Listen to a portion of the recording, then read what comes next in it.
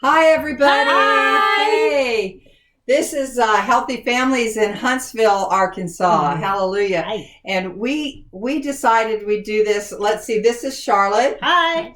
Oh, This I is said hi. this is Kristy. And this is Nancy. And we got excited because we've all been shut in, and this has been kind of a difficult time for everybody, but at the same time it can be a powerful time. It can be a really rewarding time. Yes. And so we got to thinking about, we started talking about, first of all, we missed each other, so Yeah. this gave us a reason to get Yeah. together. And secondly, we really miss you guys. We really miss Yeah, we miss you guys. seeing you and seeing the babies and just hugs. Oh man, Oh. we all love to hug, and we're not Yeah. hugging anybody right now.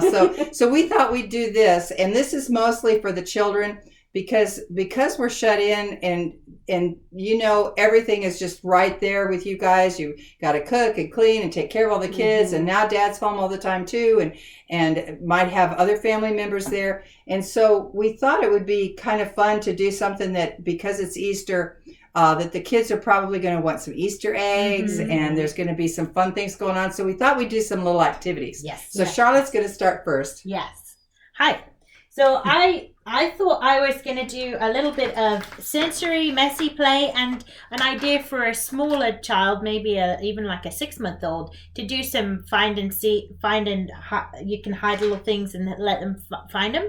But this is just a tray of like breakfast cereal, rice cereal, and even some pasta and beans if you want to cook them first so the kid doesn't choke on them, obviously.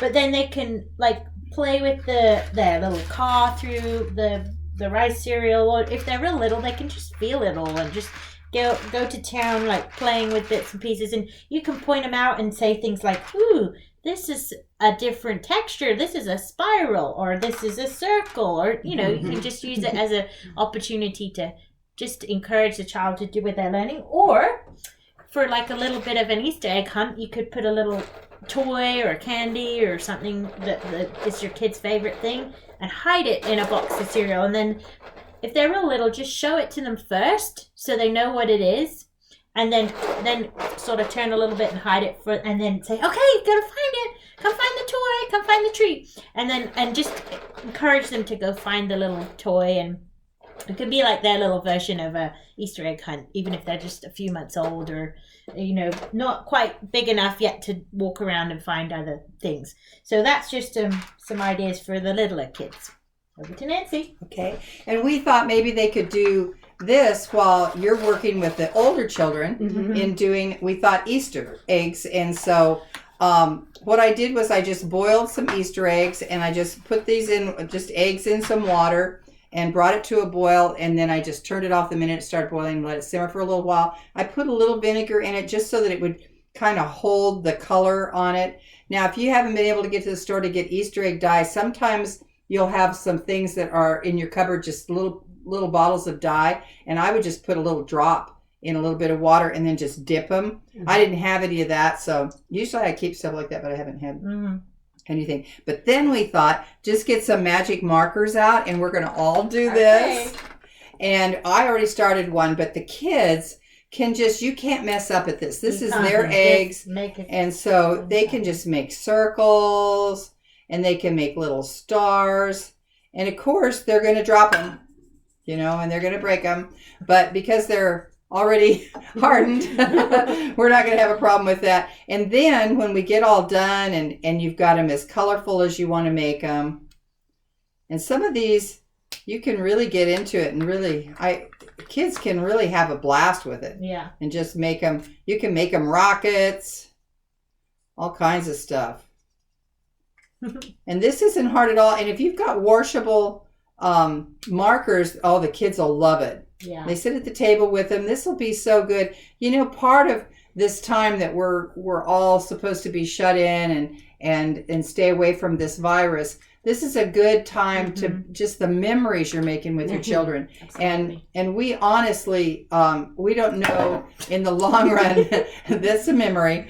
We don't know in the long run what all this means for our families, the strengthening of our families, right. and the time together. So sometimes we need a little bit of help. So when you get your eggs, when the kids are all done, then you can tell them, now we're going to put them in our basket, and we've got 2 baskets here. We're going to put them in our basket. And then you can go throughout the house and help them hide them. And we used to do this with my kids. We'd hide them, and then they'd run after them and find them.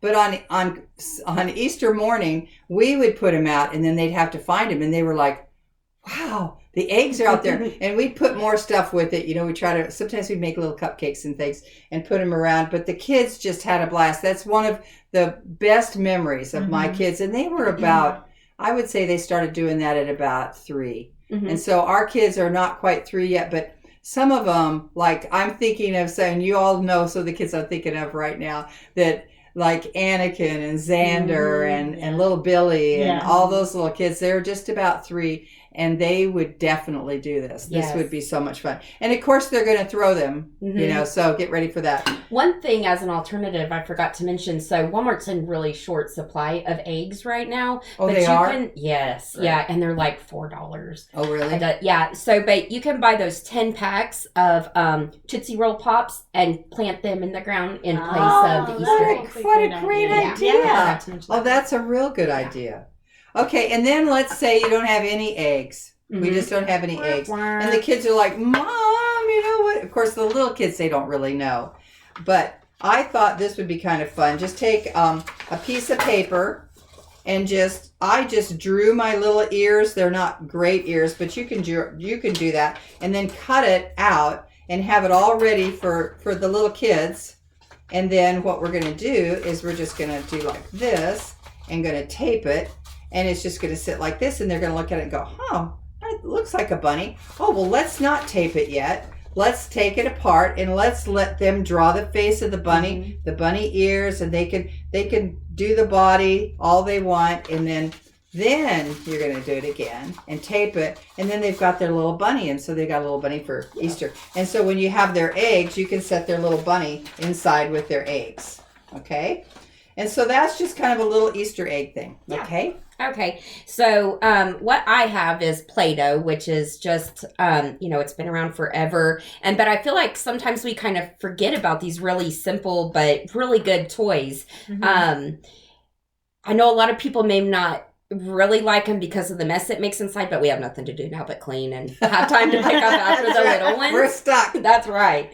So, and the good thing about Play-Doh is it is really excellent for fine motor skills. A lot of times without the children being outside so much in today's day and age, I know we all played outside, and there's a lot of opportunity for honing fine motor skills, and so this is a great way to do it inside. And so you can take out your little cookie cutters and maybe even put them on your Easter eggs to decorate them.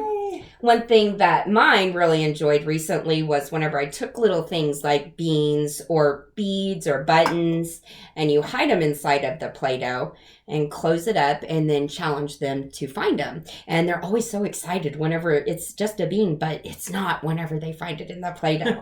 So little Legos, buttons, whatever you have that can get their little fingers to moving and working. Yeah, that's good. Well, so, and we got out at bedtime, and you could do it. Let's see, Easter's this weekend. Tonight, we're doing this on Good Friday. So you've got Saturday. We've got a little bedtime Bible storybook.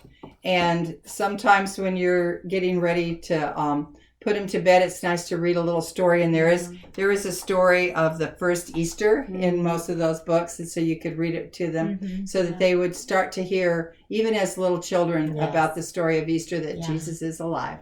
So we just want to, we just wanted to do this. It makes us feel good and connects us with this.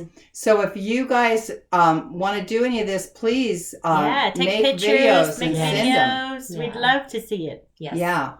So anyway, we love you. We love you. We miss you guys. We'll see you next week. Bye. Bye. Happy Easter. Happy Easter.